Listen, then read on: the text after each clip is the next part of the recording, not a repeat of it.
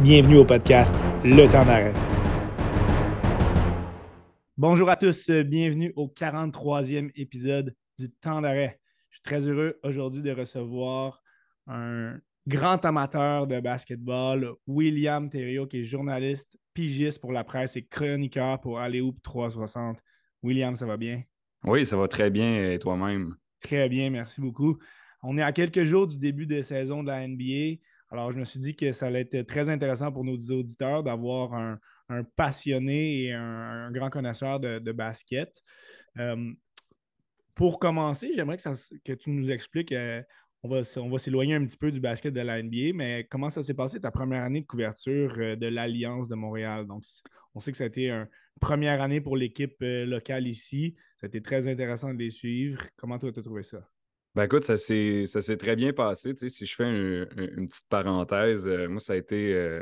J'ai été intéressé par le journalisme au début de l'adolescence et mon but, c'était de faire du journalisme sportif. Bon, ça a un peu changé avec le temps. C'est pas juste ça que je veux faire, mais c'est un peu un rêve de petit gars qui se réalise, en fait, dans le sens où tu suis les activités d'une équipe professionnelle qui plus est montréalaise, hein, Dans ta propre ville, ouais. pendant l'été, exactement. Donc, moi, ce que je faisais, ma tâche, c'était bon, ça s'appelait le 91-9 Sport par avant, maintenant c'est Ouais. rendu BPM.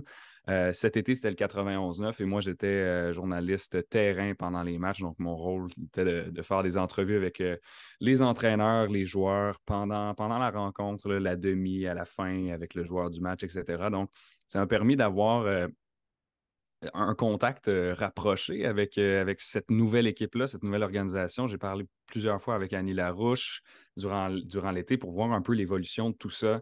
Et je me suis senti choyé de pouvoir être proche de l'équipe. Vraiment, je pense que ça a été un beau privilège. Et je tiens à saluer aussi Kevin Vallée puis Woodwendy Séraphin qui Ouais. étaient avec moi Vous avez fait un solide pour la travail de couverture. couverture là, pour le 91-9. Ça a été vraiment intéressant de vous suivre. Au niveau de l'ambiance puis des résultats, les résultats, ça n'a peut-être pas été comme on l'espérait. Mais est-ce que tu trouves que en général, ça a été un succès cette première année-là pour l'équipe? En général, je peux te dire absolument, puis j'apporterais même une correction est-ce qu'on s'attendait vraiment à ça? Moi, je m'y attendais avec Première l'équipe année, ouais. oui, l'équipe qu'on avait. On a beaucoup insisté sur, comment dire, l'identité, la montréalaisité de la chose. Ouais, J'invente c'est des mots, vrai. mais tu sais, on a Beaucoup de gars beaucoup locaux. Puis... on a beaucoup dosé sur cet aspect-là, mais en faisant ça, on est allé chercher des gars qui jouent universitaires québécois, qui n'est pas nécessairement. Tu sais, il y a des gars qui sortent de la G-League ou des gars qui sortent de Euroleague et c'est pas le même calibre nécessairement. Puis je trouve ça très bien qu'on l'ait fait, mais je pense qu'il va y avoir une petite correction à ce niveau-là à partir de l'été 2023 pour ce qui est de l'Alliance de Montréal. Puis ensuite, je pense que ce qui est vraiment déterminant, c'est qu'on a eu la meilleure assistance et les meilleures ventes en termes de marchandises. J'ai juste merchandise en tête, mais tu sais, des vêtements, là, pareil comme celui-là, là, un Ouais, crewneck exactement. tu sais, c'est ça.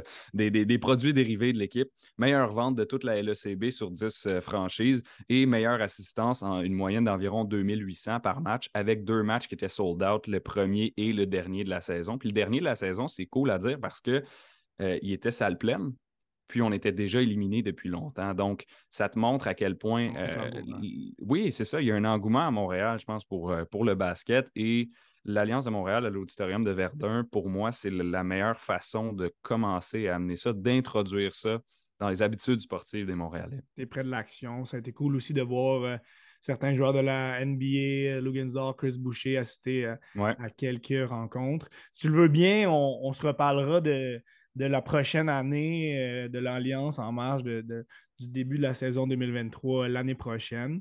Ça va Avec être vraiment plaisir. intéressant de se pencher sur leur nouvelle identité, si on veut, pour l'année prochaine. Là, Mhm. on était, comme mentionné en début d'émission, on est à quelques jours de la journée fatidique du 18 octobre et du premier match entre les Celtics et les Nets. C'est une saison qui s'annonce franchement intéressante pour les amateurs de basket, particulièrement au niveau local ici. Je pense que tu as parlé d'engouement pour l'Alliance. Ben, il y en a un engouement aussi pour la NBA cette année, particulièrement pour suivre notre produit local, Bénédicte Mathurin, qui a été le sixième choix au total au dernier repêchage par les Pacers d'Indiana. Avant de mentionner, avant de parler de ses qualités sur le terrain et tout ce qu'on peut attendre de lui, euh, pour ceux qui ne sont pas au courant, William a fait un excellent article dans la presse qui est sorti cette semaine, reflétant un petit peu son passage à travers les différents niveaux de son basket et au niveau de certains entraîneurs qu'il a côtoyés. J'aimerais premièrement que tu me parles de comment tu en es venu de ce désir-là de vouloir, si on veut, retracer son parcours. Là. Ben, en fait, c'est une histoire quand même intéressante parce que ça a pris du temps à faire ce texte-là. Tu sais. Euh, quand toi, tu te lèves le matin puis tu le lis sur ton iPad, tu le lis sur ton téléphone, tu le lis sur ton ordi, ça prend 5 minutes, c'est fait. Ouais. Ça a pris beaucoup plus que 5 minutes de le produire, hein, on peut Beaucoup de s'en travail douter. derrière ça. Oui, oui, c'est ça. Ben, en gros, moi, j'ai diplômé de l'école de journalisme au printemps, donc c'est tout récent quand même. Je suis nouveau dans ce milieu-là. Et puis, j'ai fait mon stage de fin d'études à la presse. Après quoi, on m'a donné un contrat d'été. Donc, j'étais sous contrat cet été à temps plein. Donc, je faisais toutes sortes de choses, pas juste du basket, D'autres ce qui était articles, ouais. vraiment, vraiment enrichissant d'ailleurs. Et puis, le patron de la section des sports m'a demandé il dit, Hey Will, toi, le basket, ça t'intéresse? J'ai dit oui. Il Beaucoup. m'a dit qu'il aimerait un portrait de Bénédicte Mathurin. Donc, au départ, l'objectif, c'était d'inclure également sa famille là-dedans, lui-même. Ça n'a pas mordu à l'hameçon de ce côté-là. C'est pas Ouais. grave. Ça a tout simplement changé la direction qu'on voulait prendre. Et puis, je me suis donné pour tâche d'aller, en fait, chercher des gens qui l'ont vu à toutes les étapes de sa vie. C'est pourquoi qu'on est allé parler à ParkX, donc Organisation de basket jeunesse montréalaise. On parlait à Nelson Ossé, Richard Adaille là-dedans.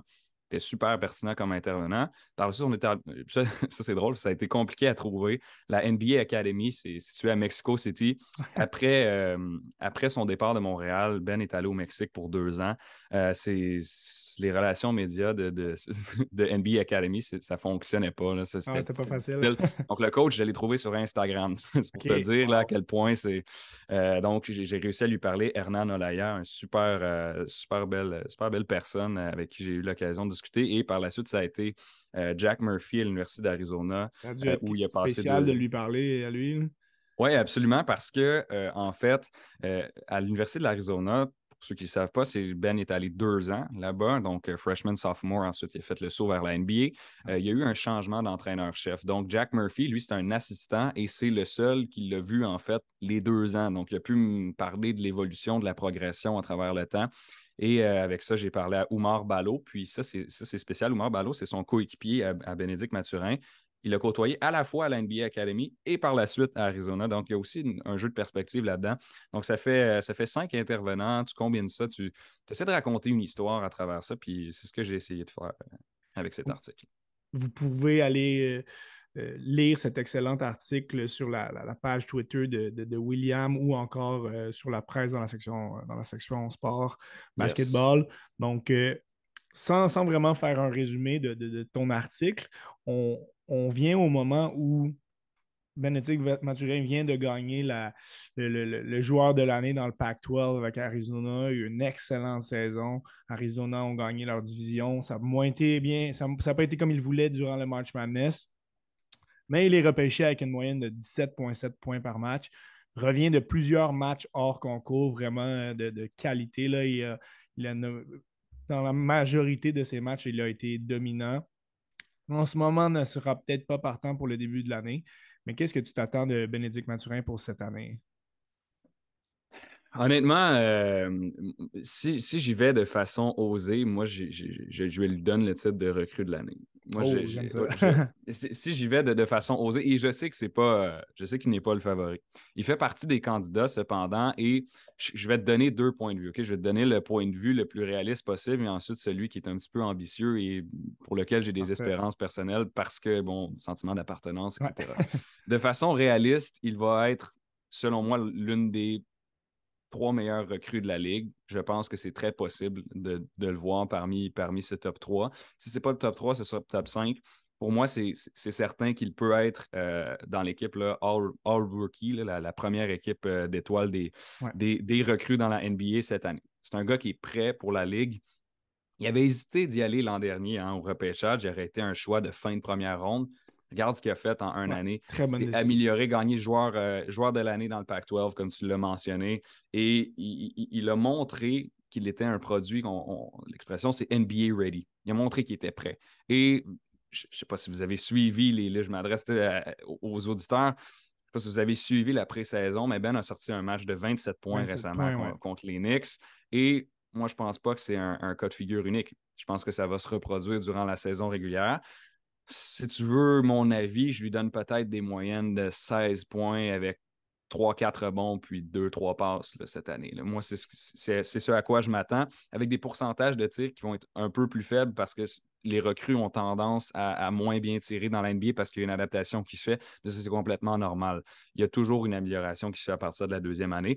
Et maintenant, mon point de vue, comment dire, ambitieux, c'est le titre de recrue de l'année. Oui, il y a Paolo Banchero qui est Ouais. favori, beaucoup de monde, étant donné que c'est le premier choix, Orlando le voit aller chercher ce titre-là. Mais je pense que Ben peut causer la surprise. Il a faim, ce gars-là. Il veut énormément. Et c'est ce qui est ressorti, je pense, de mes discussions avec ses entraîneurs. Là, je fais encore une référence au texte, là. Mais ce qu'ils me disent tous, c'est que ce gars-là, dans sa tête, veut être le meilleur joueur de basket qu'il peut être. Il peut être un All-Star dans la NBA, ils le croient tous. Et c'est pas un entraîneur qui veut vanter son produit parce que lui le coaché. C'est la perspective de quelqu'un qui regarde un jeune aller et qui fait ce gars-là. Il a tellement faim, il a tellement de désir, tellement de volonté de s'améliorer puis d'être le meilleur de lui-même qu'il est capable de faire de grandes choses. Et moi, je pense que j'embarque là-dedans. Et comme tu viens de le dire, sa progression juste par rapport à sa première et sa deuxième année universitaire, Mhm. ça a été assez phénoménal. Pour ceux qui connaissent un peu moins le profil, Ben Mathurin, c'est le total package. C'est un gars qui est capable d'attaquer le filet avec puissance, capable de prendre des tirs de 3 points de qualité, une bonne défensive, peut-être pas au niveau des bons de la NBA encore, mais je pense que tu as dit que c'est un gars qui a faim, donc je pense que c'est un gars qui va faire énormément de vidéos pour s'améliorer dans cet aspect-là. Et puis, en tant que recrue de l'année, ben, c'est pas impossible. On en parlera tout à l'heure de son équipe. Mais les Pacers, c'est loin d'être la formation avec le plus disons, de talent ni de profondeur. Donc, en ce moment, même s'il commence l'année sur le banc qu'il a des minutes un petit peu moins de qualité, je pense que ce ne sera pas long qu'il va devenir partant.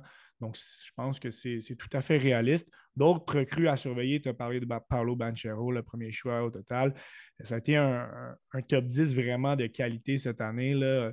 Donc, Keegan Murray à Sacramento, Jabari Smith à Houston, Jaden Ivey à Détroit, ce sont aussi des gars qui ont des bonnes chances de gagner le titre de recrue de l'année. On ne verra pas Chet Holmgren à Oklahoma City, mais ce sera pour l'année prochaine. Ben Mathurin rejoint un contingent de joueurs québécois de plus en plus intéressants. Oui, il y a plus de Canadiens, mais on va se concentrer un petit peu sur les Québécois pour commencer. Mhm. Lugansdor à Oklahoma City, s'en vient un des bons joueurs défensifs de la Ligue. Je pense que sans être une star offensive, c'est un gars qui est capable d'être efficace, aller chercher des points et des minutes de qualité. Cam Birch, joueur de soutien avec les Raptors très efficace. Chris Boucher, la même chose. On revient, on est le lendemain, aujourd'hui, samedi 15 octobre, on est le lendemain du match de la NBA à Montréal. Ouais. Selon toi, quelle est la place que le basket est en train de prendre au Québec pour commencer au niveau amateur et ensuite professionnel? J'aime cette question-là parce que j'ai joué au basket dans ma jeunesse. Ça a été mon sport, le basket. J'ai commencé à jouer, moi, en 2013. Donc, si tu compares, ça fait presque 10 ans, presque une décennie. Et je l'ai vu l'évolution, moi, à travers les années. Bon, je sais que je suis encore jeune, mais j'ai commencé jeune aussi. Donc, Ouais. tu peux faire le parallèle. Euh, Ça prend une place de plus en plus importante. Je pense que le hockey, c'est très bien bon, je sais que c'est un sport national, puis je sais qu'il va toujours y avoir un intérêt, puis que le Canadien, c'est quasiment sacré, puis c'est correct, ça. Ouais. Par contre, il y a autre chose également, et je pense qu'on est en train de le démontrer tranquillement. Je pense que l'Alliance est un bon produit à Bonne montrer, porte puis d'entrée, oui. oui, puis tu vois tu sais, ça faisait 2 ou 3 parties là, que la saison était commencée, puis tu avais déjà des kids avec des uniformes qui voulaient faire signer par les joueurs qui connaissaient depuis 2 matchs, tu sais. Donc, ça t'en dit fort aussi, là, le rapport entre les joueurs et la communauté. Je pense que c'est super intéressant. Et bon, pour ce qui est du niveau amateur, ben on a du produit, puis on le montre. il y a de plus en plus de Montréalais qui sont capables d'accéder. Ben Mathurin, c'est le gars qui a été repêché le plus haut en provenance du Québec de Ouais. l'histoire de la province, tout simplement. Donc ça t'en dit long, hein, sur la qualité du produit qu'on est en train de démontrer. On a plusieurs gars qui, maintenant, je pense à Chris Tadjo, Wilgen Sexad Jr., qui jouent à la NBA Academy, où Ben est passé, hein, puis il y en a d'autres, là, je ne vais juste pas tous les nommer.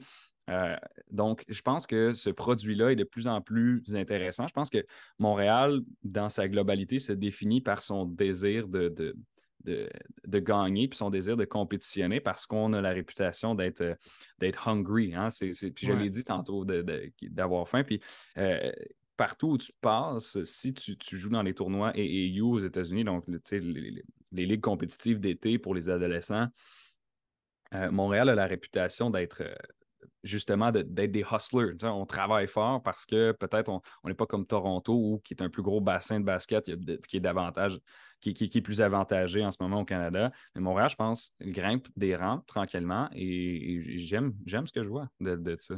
De plus en plus, à chaque année, on voit des joueurs de basket de qualité au March Madness. Évidemment, il y a Ben Mathurin. Mais l'an passé, on peut penser aussi à Nathan Caillot qui avait eu une très grosse performance avec Richmond.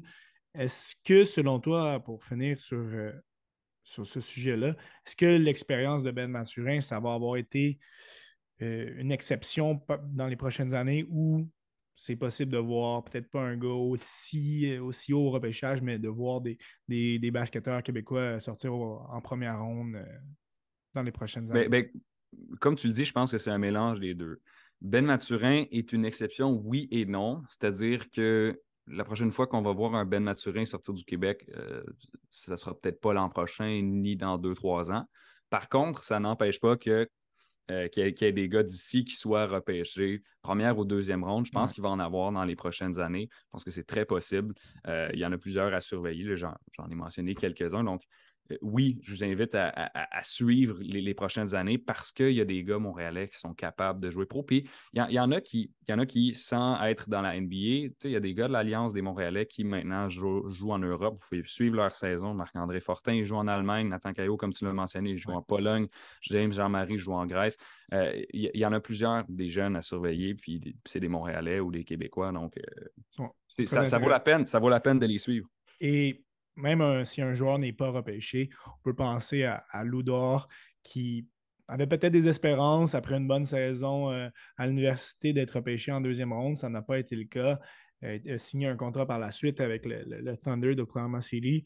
Lui, c'est un gars qui a fait preuve d'énormément de résilience. Il a travaillé pour se rendre où il est.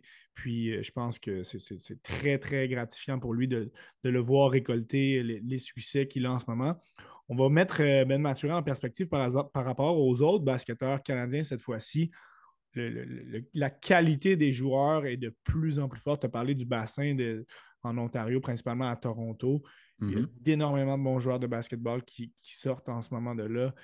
Dans quelques années, je pense que le Canada pourrait peut-être éventuellement chauffer les États-Unis dans un tournoi mondial au niveau des partants. Là, pour commencer, on n'a qu'à penser à Jamal Murray, Shea Gilgeous-Alexander, R.J. Barrett. Selon toi, où peut se situer Ben Mathurin par rapport à ces gars-là qui sont quand même déjà des stars dans la ligue? Là? Par rapport aux étoiles canadiennes. OK. Ouais, Ben, pas sur le même niveau présentement, c'est certain. Donc, absolument. si tu me parles Potentiel. Ouais. de Jamal Murray puis Shea Gilgeous-Alexander, on va regarder leur profil. C'est des gardes qui se situent entre 22 24 points par match. Donc, bon, c'est sûr, Jamal Murray était blessé, mais si tu te transposes à ce qu'il faisait Tu peux faire. avant d'être sur les lignes de touche, mais c'est ça que tu as. Je pense que en tant que recrue, tu ne peux pas sortir des chiffres comme ça, sinon tu vas être le meilleur joueur de tous les temps. Tu sais, LeBron James, c'est ça qu'il faisait à 22 points par match, c'est ça qu'il faisait à sa saison recrue, 21. Donc ça, c'est irréaliste de s'attendre à ça au début. Par contre, dans la NBA, tu atteins généralement, euh, tu commences tes bonnes années à peu près à partir de ta quatrième saison, tu as, ton niveau qui est déterminé. Puis, tu Ouais. sais, oui, il y a des variations, mais généralement, il y a une amélioration continue. 1, 2, 3, 4. Des fois, tu l'atteins plus tôt, 3, des fois, c'est 5. Mais généralement, autour de la quatrième année. Donc, En fait, la question, ça serait faudrait que tu me la reposes en 2025. C'est ça, ça serait ça le principe parce que je pense que Ben Mathurin est capable de s'améliorer. Ça dépend comment est-ce qu'il va s'adapter Progressivement. dans la ligue. Par contre, les conditions pour qu'il puisse euh, florir dans cette ligue-là et s'améliorer sont parfaites à Indiana. Je m'explique.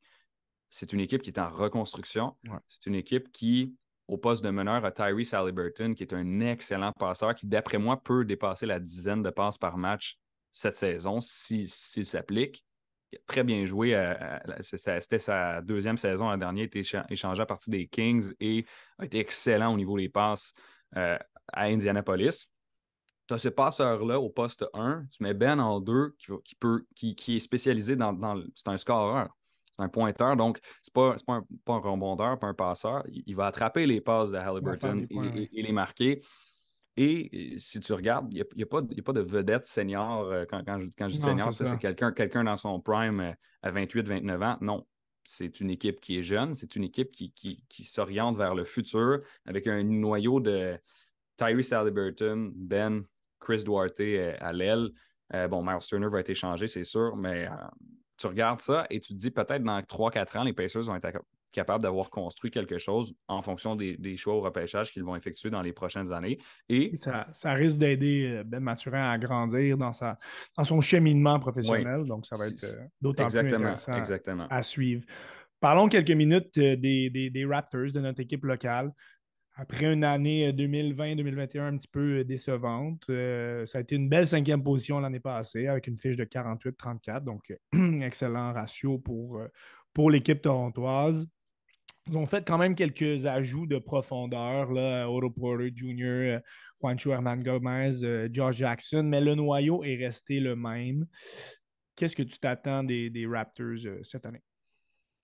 C'est une bonne question. Tu sais, l'an dernier, on a perdu en première ronde des séries contre les 76ers. Donc, on peut seulement faire mieux, à moins de manquer les séries. Par Ouais. contre, les Raptors sont Ce une serait équipe de étonnant. séries. Qu'est-ce que je m'attends des Raptors? Je m'attends à ce que Scotty Barnes commence sa progression. C'est Ouais. la recrue de l'année en titre. Et là, il va commencer à prendre davantage de place au sein de la rotation. Et ça, je pense que c'est extrêmement bien. Ceux qui étaient justement au match de Montréal hier l'ont vu, 25 points au Centre Bell, Scotty Barnes. OG Anunoby, c'est un gars qui est extrêmement intéressant. Il frôle la vingtaine de points par match. Ouais. Et je pense que ce qui est intéressant, en fait, ce qui est bien à retenir chez les Raptors, c'est la polyvalence de l'effectif qu'on a. C'est-à-dire que à n'importe quel, si tu regardes sur n'importe quel match, il y a au moins 6 gars qui peuvent te donner 20 points Ouais. dans un match. Pascal Siakam, évidemment, qui lui est extrêmement motivé, qui d'ailleurs le dit, je vais être l'un des meilleurs joueurs de l'NBA. Bon, il n'est pas rendu là encore. Pour moi, il est plus un gars de top 20, peut-être top 15 si on est généreux avec lui. Mais il est là, Il est là, il est ouais. là, Pascal Siakam, et il est capable de se développer. Tu sais, il a été partant au match des étoiles dans les dernières années à une reprise, donc c'est possible pour lui. Pascal Siakam. Ensuite, OG et Scotty Barnes, comme je viens de te les mentionner. Gary Trent, sur une bonne journée, peut te Ouais. sortir un 20 points également. Et tu as par la suite Fred Fred VanVleet, VanVleet.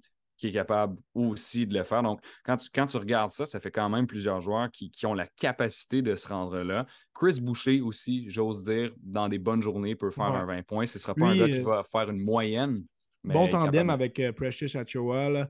Je pense que les deux se complètent bien. Il n'y en a pas qu'un qui est encore au statut de centre vedette, mais je pense que, comme tu as dit, les deux sont capables de se pousser l'un l'autre pour aller chercher des bonnes performances de part et d'autre. Alors, c'est un bon complément, je pense, qu'ils offrent aux Raptors, là. Ben, je pense que Precious Achiuwa, justement, c'est drôle parce que je discutais de ça avec un ami cette semaine. Moi, je vais surveiller cette saison parce que c'était sa deuxième campagne dans la NBA. La première était à Miami, Ouais. changé d'équipe par la suite. Il est rendu quand même à 9 rebonds, à 9 points, excuse-moi, 6 rebonds et demi de moyenne. Et sa troisième saison, comme je reviens à la notion de la quatrième saison, c'est sûr qu'il va s'améliorer cette saison. Il a 23 ans, il va Ouais. encore monter. Si on lui donne un petit peu plus de minutes, d'après moi, il est capable d'en monter à 12-13 points et 8-9 rebonds. Puis ça, c'est un excellent contributeur lorsque tu considères que c'est une pièce de rotation, puis c'est une pièce de profondeur, un Precious Achiuwa. Donc moi, quelqu'un qui peut me donner ça en sortie de banc, je vais le prendre toute la saison. Donc, on s'attend à une progression encore, même si certains de nos jeunes, de nos joueurs vedettes ne sont plus tout à fait des jeunes joueurs dans la ligue, là, Van Vliet et Siakam. On peut quand même s'attendre à une progression en tant que collectif. On a parlé Ben, d'une cinquième place l'année passée. ouais, ben, c'est une progression surtout au niveau des jeunes Ouais. que je veux soutenir. Est-ce qu'on peut s'attendre à une meilleure position au classement? On sait que l'Est, les équipes qui risquent d'être au sommet sont difficilement délogeables, si on veut. Euh, Peut-être petit peu moins de parité que dans l'Ouest, mais je pense qu'on peut s'attendre clairement à une position en séries éliminatoires pour les Raptors. Ben, oui, je pense pas qu'on. Ben, si on fait meilleur que cinquième, on va être quatrième. Ouais. Quelque chose dans ce sens-là. Puis, en fait, moi, sur la notion de parité, justement, je pense au contraire que l'Est l'est plus parce qu'il y a plusieurs équipes qui sont capables de se situer haut au classement. OK. Puis c'est correct qu'on n'ait pas le même avis. Je t'explique le mien, puis tu pourras me dire le tien également après. Euh, il y a plusieurs équipes qui peuvent se situer 1-2 dans l'Est si les conditions sont bonnes et s'il n'y a pas de blessure dans leur équipe pendant la saison. Milwaukee est clairement l'une de ces équipes-là. Miami a terminé au premier rang l'année dernière et même si, bon, c'est une équipe qui est vieillissante, elle est encore capable de finir dans un top 4 de manière assez raisonnable. Ouais. Tu continues de regarder la liste. Moi, je tiens Cleveland assez haut dans mon estime. On en On en reparlera. parlera tout à l'heure. Ouais. Boston, qui est allé en finale de la NBA l'an dernier. Tu as les Nets de Brooklyn qui, si les conditions sont bonnes, peuvent le faire aussi. Moi, je ne suis pas friand des Nets personnellement, mais c'est possible. Et puis, si tu es ambitieux, Atlanta aussi peut te sortir une bonne saison avec l'ajout de DeJounte Murray. Donc, Je il y a rejoins ton plusieurs. point, ouais. À ce niveau-là, Puis je rejoins ton Chicago. point que beaucoup d'équipes qui sont capables d'être bien situées. Ce que je voulais dire au niveau de l'Ouest, c'est que certaines équipes qu'on peut prétendre finir dans les plus hauts sommets, par la suite, c'est quand même assez ouvert. Je dirais de 10 à 3. Je pense que c'est peut-être un petit peu plus variable que dans l'Est, selon moi. Mais ton point est tout à fait viable. Euh, Allons-y justement on a commencé à aborder un petit peu les prédictions dans l'Est et dans l'Ouest, là. Donc, on va vous mentionner dans les prochaines minutes quelques équipes qui retiennent notre attention au niveau d'une équipe qui devrait avoir du succès et d'une autre pour qui ça pourrait être difficile. Commence, tu as déjà mentionné les Cavaliers. Je pense que ça Mhm. va être excitant d'en parler. Ils ont fait un gros splash durant l'été. Je te laisse l'annoncer. OK, moi moi je suis très très fan de ce que Cleveland est en train de Ouais, construire. vraiment. J'aimais beaucoup Donovan Mitchell dès son arrivée dans la NBA avec le Jazz. J'ai joué plusieurs saisons, devenu un All-Star là-bas, a acquérir un statut qui est excellent. C'est un joueur étoile tout simplement. Les Cavaliers de Cleveland sont allés le chercher, ont profité de la reconstruction en Utah, qui a également d'ailleurs envoyé Rudy Gobert au Minnesota. Donc, Ouais. tu regardes ce que Cleveland a en ce moment, et moi, j'ai un mot pour définir cette équipe-là, c'est profondeur. Et pour moi, de la profondeur, ça peut remporter des matchs dans la NBA. On a un article de prédiction qui s'en vient sur Aléoupe 360 OK. où on présente un hot take, donc une prédiction osée. Et moi, mon hot take de la saison, c'est que les Cavaliers allaient gagner 50 matchs en saison régulière et potentiellement se rendre en finale de l'NBA. Donc, C'est très c'est pour possible. te dire à quel point je suis confiant. Moi, je sais que c'est un hot take. Là. C'est pas nécessairement ça qui va arriver. Là. Je sais que Milwaukee a très grande possibilité de l'emporter. Par contre, Cleveland, je leur place une grande confiance, d'abord pour Donovan Mitchell, mais si tu regardes leur effectif, bon, tu as aussi Kevin Love qui est là en pièce Remplaçant, ouais. davantage de support, mais qui a l'expérience de championnat et la présence dans un vestiaire qui est excellente. C'est un gars de classe, Kevin Love. Moi, j'aime beaucoup Jarrett Allen, qui est au Ouais. centre et qui a été All-Star pour la première fois l'an dernier dans la NBA. Tu as également Darius Garland, même chose pour lui. Et tu ajoutes à ça donc Donovan Mitchell, Evan Mobley, qui était finaliste au titre de recrue de l'année en compagnie de Cade Cunningham. Finalement, c'est Scottie Barnes qui l'a obtenu en Ouais. 2021-2022. Evan Mobley, moi, je le vois avoir une très, très belle progression cette année. La deuxième année dans la NBA est connue pour que les joueurs se transforment de plus en plus vers le joueur qu'ils vont être au meilleur moment de leur carrière. Et il y a plusieurs analystes qui qualifient Evan Mobley de power forward générationnel, qui le comparent à Kevin Garnett et Tim Duncan. C'est pas moi qui dis ça, c'est ESPN, c'est First Take, c'est Bleacher Report. Je peux te nommer plein de sites, The Athletic. Il y en a plusieurs qui comparent Evan Mobley, qui le tient extrêmement haut en estime. Donc, tu fais le bilan. Donovan Mitchell, Darius Garland, t'as Kevin Love, t'as Evan Mobley qui est là. Et si tu regardes en pièces d'avantage de rotation, j'aime beaucoup Caris LeVert, un Caris shooting LeVert, guard ouais. qui peut te sortir 17-18 points lors de bonnes saisons, qui peut, de manière très réaliste, en faire 15 par match. Ricky Rubio, qui est un Bon meneur de vétéran. jeu qui a 8 passes de moyenne à peu près en carrière, ou 7 ou 8. Euh, Quand tu as ça en pièces de profondeur, plus 3-4 vedettes, C'est un c'est pas tous luxe. des vedettes, 3-4 étoiles, disons-le comme ça. Euh, ben moi, j'ai confiance en Cleveland et je pense que c'est Absolument. une équipe qui peut connaître du succès. Absolument. Ils vont bien ils se remettent très, très bien de leur époque glorieuse avec Kyrie et LeBron. Ouais. Parle-nous un petit peu rapidement de ton autre équipe que tu surveilles, les 76ers. Les fans des Raptors les connaissent bien. On peut s'attendre à une autre très bonne saison de leur part. Ben, en fait, la raison pour laquelle je voulais parler des 76ers, c'est qu'on a un trio qui est en train de naître entre Embiid, James Harden et Tyrese Maxey. Donc, moi, ce que j'aime beaucoup de ça, c'est que d'abord, Joel Embiid, bon, tu peux argumenter, là, c'est un centre top 2 dans la NBA, que ce soit Absolument. lui ou Jokic que tu mets premier. Pour moi, ça me convient. L'argument se fait des deux côtés. Donc, tu as Joel Embiid qui était, soit dit en passant, le premier depuis Shaquille O'Neal à être un centre qui est le meilleur marqueur dans une saison avec 30 points de moyenne l'an dernier. C'est extrêmement impressionnant d'ailleurs.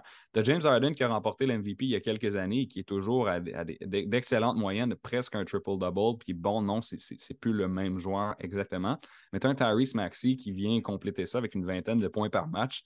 Les 76ers, en forme, lorsque tu places le duo Harden Embiid et que tu places Maxi en périphérie, pour moi, il est extrêmement dangereux. Ils peuvent battre n'importe qui. C'est ça, oui, ils peuvent battre n'importe qui, ils l'ont démontré, ils ont facilement disposé des Raptors en première ronde l'an dernier. Bon, leur parcours s'est arrêté par la suite, mais on a good day, hein, j'ai envie de dire, ils sont capables de se rendre en finale de la NBA, les 76ers. Est-ce que je les vois faire ça? Pas nécessairement, mais ça vaut la peine de jeter un coup d'œil à cet effectif-là. Absolument. De mon côté, je surveille le Heat de Miami, l'équipe qui a terminé première au classement dans l'Est. Réalistiquement, je ne serais pas surpris qu'ils soient délogés de ce classement-là, mais je pense qu'on les a nommés tout à l'heure. C'est une équipe qui va finir très haut dans le classement dans l'Est. Ce que je trouve particulier au niveau du Heat, c'est leur grande position à la position de garde, où ils ont essayé de faire un grand coup et aller chercher Donovan Mitchell. Ça n'a pas marché. On a quand même des gardes de grande qualité. Au niveau de point guard, Tyler Hero, Kyle Lowry, Gabe Vincent aussi. Shooting guard, Victor Oladipo, ce n'est plus tout à fait le joueur qu'il était, mais ça reste un bon joueur de qualité. Duncan Robinson, qui, oui, depuis son gros contrat, ça a été un petit peu difficile de livrer la marchandise. Ça reste un joueur de profondeur de grande qualité. Max Strauss. Donc, je voulais ramener le fait que ce n'est vraiment pas toutes les équipes qui ont autant de profondeur à la position de garde. À la position un petit peu plus haute de forward, ben on mise sur Jimmy Butler, qui est un des bons joueurs dans cette ligue-là. Bam Adebayo au centre est dominant. Je, je pense que ça aurait été important pour eux d'aller chercher un allié de puissance. On a essayé d'aller chercher Kevin Durant jusqu'à temps que les Nets décident de ne plus l'échanger. Ça n'a pas été fait. Ça pourrait leur faire un petit peu mal. Donc, c'est ce qui leur manque, selon moi, pour aspirer aux grands honneurs. Mais ça reste une équipe qui est franchement excitante à regarder aller. Et mon autre équipe, ça serait les Bucks de Milwaukee. On les connaît bien, troisième dans l'Est l'an passé. Je surveille particulièrement le retour en force de Chris Middleton qui a manqué la fin de saison et les séries. Les Bucks se sont quand même rendus loin sans lui. Ça a été un beau parcours, mais c'est le tandem avec Giannis Antetokounmpo et Drew Holiday. Les trois ensemble, on l'a vu, ils ont gagné le championnat de la NBA il y a quelques saisons. C'est un des meilleurs trios de la ligue. On a des bons joueurs de rôle entre Pat Connaughton, Brook Lopez, Grayson Allen, Serge Ibaka. Donc, c'est une équipe qui est très, très complète. Puis Chris Middleton, on n'en parle pas beaucoup, mais dans l'ombre un peu de Giannis, ça reste un des bons joueurs dans la NBA. Un gars qui est capable de produire à tous les soirs. Donc, les Bucks, si ce n'est pas au premier rang, devraient finir très, très haut. Petite incertitude au niveau des Celtics. Je pense qu'on les voyait très, très haut. Avec l'absence de leur entraîneur Ime Udoka, je pense qu'on peut s'attendre à de belles choses de leur part, mais comme il leur manque leur meneur, ça va être intéressant de les voir aller. On va enchaîner avec une équipe pour qui ce sera un petit peu plus difficile selon nous. Tu as choisi de nous parler des Knicks de New York, qui ont Mhm. quand même un alignement intéressant. Ils ont fait les séries il y a 2 ans. Pourquoi tu choisis les Knicks? Ben, en fait, je tiens d'abord à expliquer ma perspective par rapport à comment j'ai construit mes idées. Il faut savoir qu'avant le podcast, donc quand tu m'as demandé 2 équipes avec du succès, une équipe difficile par conférence, je me suis dit, je ne vais pas dire ceux qui sont évidentes parce que Ouais, les gens le savent déjà, puis j'ai envie de les faire explorer d'autres choses absolument. sur la NBA. Donc, pourquoi je place les Knicks dans la situation difficile ou dans la difficulté, peu importe comment on veut qualifier ça? C'est pas parce que je les vois sortir des séries ou c'est parce que je les vois finir 12e au classement, pas du tout. C'est en raison de leur insuccès continuel à amener des agents libres Ouais, vedettes à New York. absolument. C'est-à-dire que tu as un historique qui est Hallucinant. complètement ridicule. Où, puis moi, je remarque ça là, en couvrant le basket régulièrement là, depuis quelques années. Chaque joueur qui est dans des rumeurs de transactions, à un moment ou un autre, va être lié aux Lakers ou aux Knicks. C'est comme ça. Ça arrive tout le temps. Bonne stratégie des Et agents, je pense, pour mousser la candidature de leurs joueurs, là. ça arrive tout le temps parce que ce sont des marchés forts. C'est Los Angeles puis New York. C'est quoi les plus grandes villes aux États-Unis? Ah, c'est ça. C'est ça, LA puis New York City. Donc, New York a la force du marché, mais semble ne pas avoir l'attrait pour des joueurs vedettes. On avait encore ces aspirations-là cet été. On se disait, bon, on avait le cap salarial pour aller chercher une vedette avec qui on termine Jalen Brunson. J'ai rien contre Jalen Brunson, mais Mais on l'a Jalen surpayé. Brunson, un gars de 17 points que tu payes 100 millions sur 4 ans, si c'est ça ta grosse acquisition de la saison morte, ça va être difficile. C'est-à-dire que Julius Randle, après sa saison étincelante, étoile, le joueur le plus amélioré, s'est calmé un petit peu, il est Ouais. redescendu. R.J. Barrett, même s'il est canadien, je ne suis pas le plus grand fan personnellement de lui. Je trouve qu'il joue à volume et non pas à efficacité. Tu ajoutes Jalen Brunson que j'aime bien. Mais si tu regardes ton trio, pour remporter, surtout dans la conférence de l'Est, où on mentionnait tellement d'équipes qui sont capables de se rendre haut, ton trio, c'est Randall, Brunson puis Barrett. Je ne te vois pas terminer plus haut que 8-9e. C'est une équipe de play-in pour moi, les Knicks, Ouais. alors qu'on Bon point. aspirait à être plus que ça. Pour moi, la difficulté origine de là. C'est intéressant aussi d'amener les Knicks. Je vais terminer pardon, sur eux avec leur problème un petit peu à aller chercher, oui, des agents libres de qualité, mais aussi de maximiser leur haute position au repêchage. Je pense que c'est difficile pour eux d'aller chercher leurs joueurs vedettes. Tu sais, on a de la difficulté à attirer des joueurs, mais on n'est pas capable non plus de frapper le coup de circuit au repêchage. Donc, c'est une couche de plus sur le gâteau de difficulté des Knicks des dernières années. De mon côté, on a beaucoup parlé des Pacers.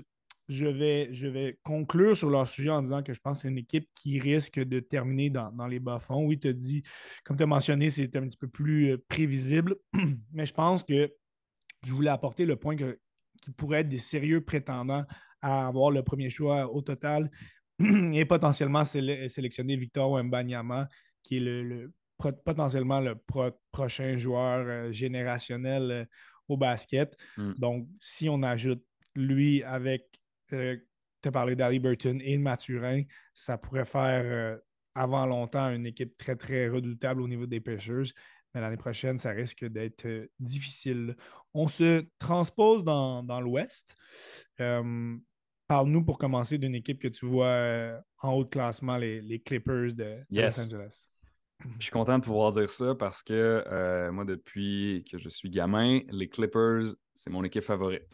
Je sais que c'est pas un choix populaire. Par contre, Ça a toujours été une bonne équipe. regarde, puis si je peux me permettre de prendre une minute pour te dire pourquoi j'aimerais bien le faire. Vas-y, vas-y. Euh, Quand j'étais jeune, on m'a donné un jeu de basket pour ma fête, là. J'étais au primaire. Puis, c'était même pas un NBA 2K, là. C'est une affaire obscure, NBA 09. Tu sais, c'était bizarre, là. Personne n'avait ça. Donc, j'ai joué à ça. Et puis, en mode franchise, je jouais avec les Hornets de la Nouvelle-Orléans. C'était un 2009, hein. Fait que dans ce temps-là, euh, avec les Hornets, il y avait Chris Paul. Et Chris Paul, j'adorais jouer avec lui sur le jeu. Mais temporellement, on était en 2013 quand je jouais à ça. Donc, OK. je me suis dit, hey, je vais regarder You, Chris Paul. Puis, peu importe You, ça va être mon équipe préférée. J'ai regardé, petit Ah, c'est bon. Google. Ah, Chris Paul est avec les Clippers de Los Angeles. C'est mon équipe préférée pour toute la vie. Voilà. Donc, ça fait 10 ans que. Ça fait Le 10 ans que raisonnement d'un enfant. oui, c'est ça. Ben, je les suis de peine et de misère depuis 10 ans, mais aujourd'hui, je suis fier de te dire que je peux les voir connaître du succès. Ce sont, bon, avec une pointe de subjectivité, mes champions NBA pour la saison 2022-2023. Je t'explique des arguments qui peuvent quand même appuyer mon point. Kawhi Leonard revient au jeu. Ouais. Il joue dans son état natal de la Californie. On a vu ce qu'il a fait à Toronto dans une saison complètement folle il y a 3 ans, en 2019, avec les Raptors. Paul George, même chose. Quand Paul George, c'est ton numéro 2 et qu'il te sort au-dessus de 25 points par match Ouais. avec une bonne quantité de rebonds et de passes, c'est excellent. Tu as ces deux-là qui sont d'abord, bon, qui vont évidemment être mis à l'avant-plan. Et par la suite, je te disais profondeur pour Cleveland, mais profondeur pour Los Angeles aussi. Pour moi, il y a 2 noms qui sont importants à retenir qui ont été ajoutés dans les derniers mois. Donc, Norman Powell, on est allé chercher de la saison dernière. Il a juste pu jouer 5 matchs en raison d'une blessure, mais il a été excellent lors de ses moments avec les Clippers. En pré-saison, il a sorti une très, très belle rencontre aussi. Et John Wall. Mine de rien, John on a John Wall, Wall, hein, qui joue maintenant ancienne pour les vedette. Clippers de Los Angeles. Oui, c'est plus un All-Star, mais ça demeure que sa dernière saison, avant qu'il refuse de jouer l'an dernier, lorsqu'il était sous le contrôle des Rockets de Houston, une vingtaine de points par match quand même. Donc, ce gars-là, quand c'est ton 6e homme, un John Wall qui est ton 6e homme, c'est superbe à mon sens. Tu as Marcus Morris qui s'ajoute à ça, Luke Kennard, Robert Covington, Reggie Jackson. Tu as un Nick Batum qui apporte une présence de vétéran, Ivica Zubac au centre, Terrence Mann qui apporte de la jeunesse. Ça fait quand même 8-9 gars Beaucoup de qui peuvent monde. contribuer de façon raisonnable. Les Clippers sont pour moi l'une des équipes les mieux construites de la NBA actuellement. Et ça, je le dis en objectivité, hein, je mets mes émotions de côté. Et On maintenant, apprécie. On apprécie. maintenant, si je remets mes émotions là-dedans, j'aimerais beaucoup qu'ils se rendent. Parce que moi, avant, une finale de conférence, c'est exceptionnel. Donc, quand ils se sont rendus là en 2021, j'étais subjugué.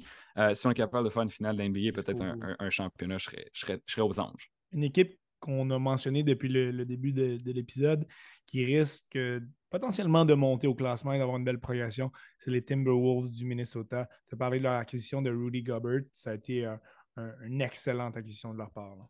Ben, c'est précisément pour ça que je veux parler d'eux, parce que pour moi, il y a des équipes qui vont de soi, hein. Quand tu regardes Golden State, qui sont les Ouais. champions en titre, tu le sais qu'ils vont être bons. Les Suns, malgré leur déboire, je pense, vont demeurer l'une des 3 ou 4 meilleures équipes de la conférence de l'Ouest. Ils ont quand même 64 victoires l'an dernier. Ça ne s'évapore pas en une saison, ça. Euh, Donc, les Timberwolves les, s'ajoutent à cette discussion-là, ben, tranquillement. est-ce qu'il s'ajoute à cette discussion-là? Si tu le regardes de façon ambitieuse, oui. Moi, je Effectivement. les vois peut-être terminer 5 ou 6e avec Golden State, Phoenix, Dallas, Denver, Memphis devant, disons, 6e position. Euh, En raison justement de leur acquisition. Mais c'est parce que, pourquoi est-ce que les Timberwolves, avec une 6e position, c'est une victoire? Ben, parce que l'année passée, on était 7e, puis c'était complètement exceptionnel. On était une équipe de play-in. Et maintenant, il y a une distinction entre 6 et 7, hein, parce que 6, ta place est garantie en séries éliminatoires, sans passer par le tournoi, justement, play-in. Rudy Gobert, les Wolves, il faut le dire, ont payé le plein prix pour aller le chercher. Là, ça a été 8 éléments, donc 4 choix de première ronde, puis 4 joueurs.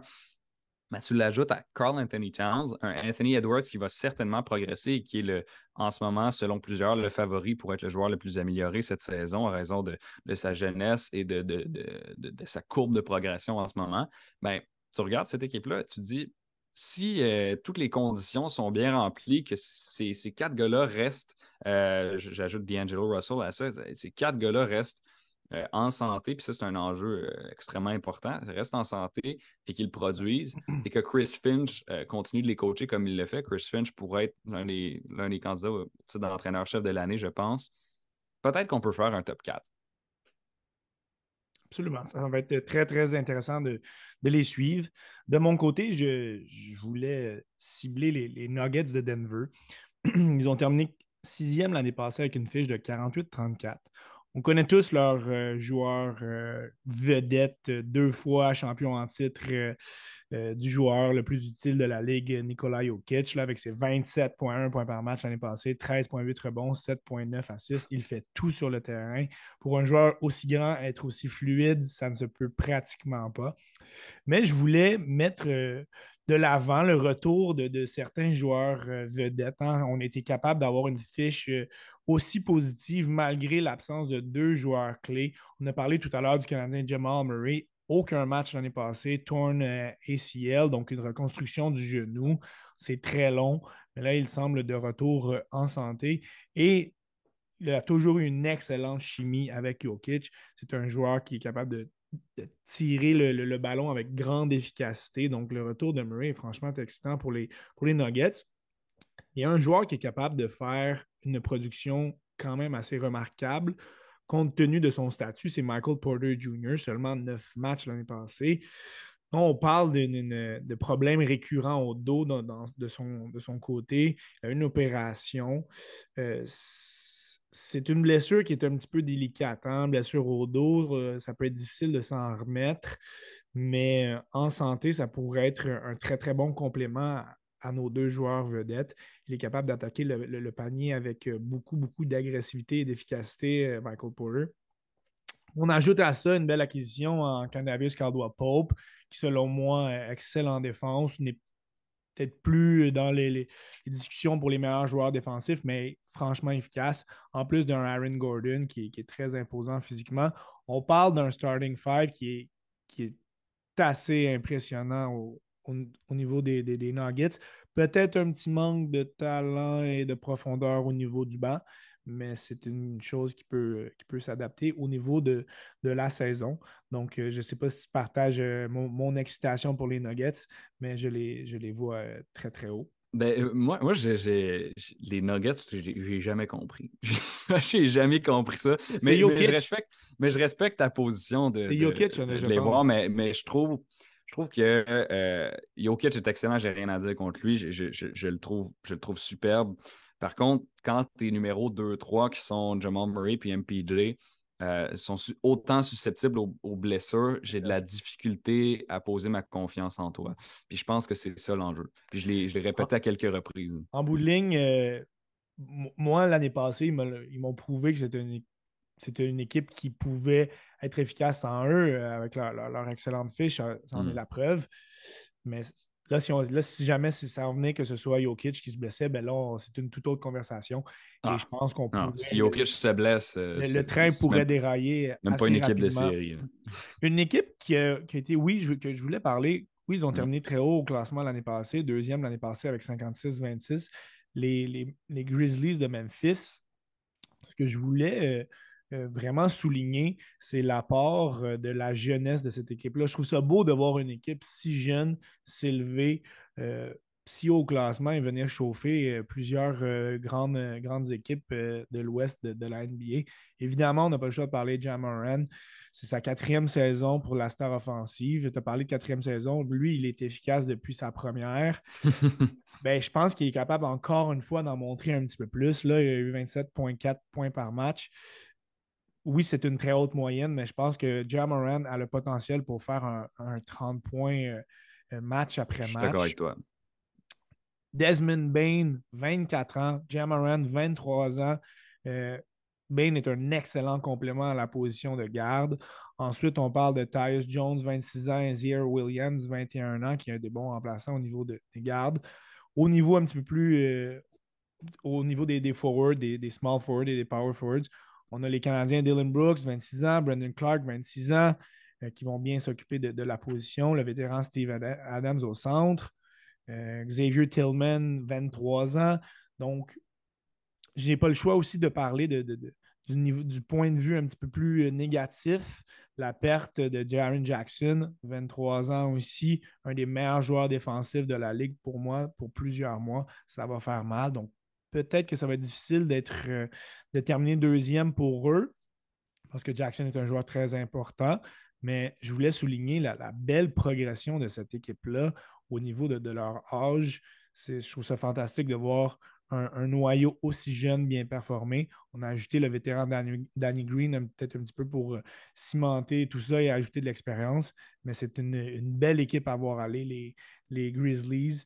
Et je pense que ça va être intéressant de continuer à voir la progression de Ja. Là, tu vois, ça, je suis d'accord.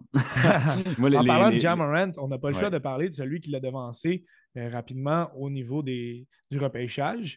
C'est Zion Williamson qui effectue son Mhm. retour avec les Pélicans. Je pense que ça va être une équipe qui va être vraiment intéressante à voir aller. Là. Je ne rentre pas dans les détails, mais les Pélicans pourraient, oui, ils ont fait le play-in l'année passée, mais pourraient monter encore plus haut au classement. Donc, Zion Williamson, toujours très intéressant à voir aller. Une équipe pour qui tu penses que ça pourrait être plus difficile et je pense qu'on n'a pas le choix d'être d'accord avec toi, même si ça me fait mal au cœur parce que moi, je suis un grand partisan de LeBron. Disons que mon cœur va où LeBron est, mais les Lakers, on dirait que depuis leur championnat, ne font absolument rien pour être un contender. Donc, ça risque d'être difficile pour eux, encore une fois.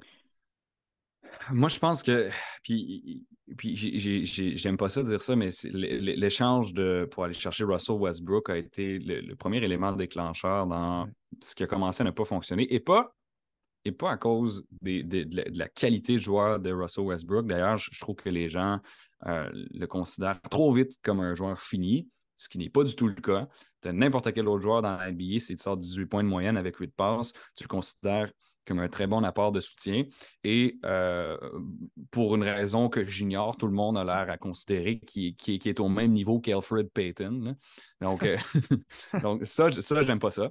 D'ailleurs, donc, je tiens à le souligner. Par contre, moi, pourquoi j'ai mis les Lakers, c'est en raison de la couverture constante de cette équipe-là, médiatiquement parlant. C'est-à-dire qu'il n'y a aucune autre équipe dans la NBA qui est autant surveillée de proche et avec autant des fois, c'est invasif, hein, Ouais. de proximité que les Lakers. Il n'y a aucune autre équipe à qui ça arrive. Là. Tu ne verras jamais des journalistes te dire qu'est-ce que Buddy Hield il a mangé pour souper avec les Pacers. Tu sais. Par contre, ça se peut très bien que je vois un post de LeBron au restaurant sur toutes les pages de sport. C'est ça Parce que. que c'est C'est ça les que. Lakers. Ouais. Ouais, parce que c'est les Lakers, parce que c'est un gros marché, parce qu'il y a des vedettes. Moi, je pense que cette presse constante met beaucoup de pression là, sur les épaules de ceux qui jouent à Los Angeles. Et je pense qu'on tente d'amplifier aussi tout ce qui s'y passe. Là. Ah, Russell Westbrook n'était pas avec le huddle lors Ouais, du temps mort. effectivement. C'est le premier sujet à ESPN le lendemain matin. J'aime pas ce qu'on fait pour parler des Lakers. Et je pense qu'à la longue, ça va les atteindre, ça. Donc c'est pour ça que je les place dans cette catégorie. Toutefois, je tiens à dire que j'ai encore espoir en Russell Westbrook, qu'Anthony Davis, lorsqu'en santé, est redoutable et Ouais, que LeBron James, ce qu'il fait à sa 20e année, est tout simplement exceptionnel. absolument. Très d'accord avec toi à ce niveau-là. De mon côté, je vais y aller d'une équipe qui, je crois que leur chute au classement va se prolonger, va continuer. Les Spurs de San Antonio l'année passée, 10e dans l'Ouest avec une fiche de 34-48. Ce sera très difficile pour la troupe de Popovich, de Greg Popovich, suite à l'échange de leur meilleur joueur, hein, de John T. Murray, qui a pris la direction des Hawks d'Atlanta. On a un très petit noyau de jeunes joueurs efficaces. Keldon Johnson et le premier choix de l'équipe en 2022, Jeremy Sokin, euh, qui sont qui sont des beaux potentiels, mais il y a beaucoup, beaucoup de manques à toutes les positions, selon moi, au niveau des Spurs. Je pense que c'est une équipe qui devrait, et qui l'a fait en échangeant Murray, mais qui devrait vraiment y aller avec la reconstruction et qui devrait vraiment viser les bons choix au repêchage dans les prochaines années. On manque de profondeur, beaucoup, beaucoup. Et je pense que ce sont des contenders à potentiellement avoir le premier choix l'année prochaine aussi. Je les vois peut-être être même au dernier rang dans l'Ouest. Et c'est assez étonnant. Le seul facteur X pour moi, c'est encore une fois, c'est Pop, qui pourrait rendre son noyau plus efficace qu'il ne le devrait. Donc, ça va être intéressant de suivre les Spurs. Pour terminer, on en a parlé avec leurs échanges. Hein, le Jazz a échangé Rudy Gobert, ils ont échangé Donovan Mitchell. C'est une équipe qui a fait les séries éliminatoires année après année. Mais je pense que ça risque d'être une chute assez drastique au classement. Donc, potentiellement même pour les exclure d'un potentiel tableau éliminatoire. Donc, Ah, ça va être. pour moi, c'est sûr qu'ils ne font pas les séries. Ouais, C'est la suite logique des choses. Quand ils ont été éliminés à la suite des séries 2022, c'était un ça passe ou ça casse. Et ça a cassé ça finalement. casse. Hein. On a dû briser le noyau entier. Au début, on se disait soit Gobert, soit Mitchell ne fera plus partie de l'équipe. Finalement, aucun des deux est là. Puis on a On changé peut parler de main d'entraîneur. morte. Donc, donc tu sais, une réorientation complète de la part du Jazz. Moi, je les vois terminer 11-12. Tu Ouais. sais, c'est sûr qu'ils ne seront pas en séries éliminatoires cette année. C'est comme je l'ai dit, une suite logique. Une suite logique. Absolument, ils n'ont pas vraiment d'autre choix que de glisser au classement. William, je vais te remercier pour ta belle participation au temps d'arrêt. Ce fut une belle heure de discussion franchement intéressante. On a partagé nos opinions. Tu nous as amené des points de vue assez inusités. Donc, par ton statut en tant que journaliste et celui qui couvre le basketball, c'est vraiment intéressant à partager cela pour nos auditeurs.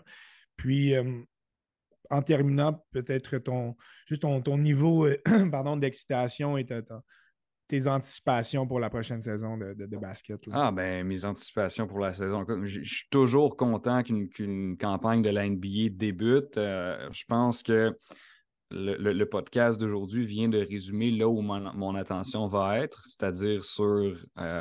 J'ai porté une attention particulière aux Pacers cette Ouais. année pour des raisons évidentes.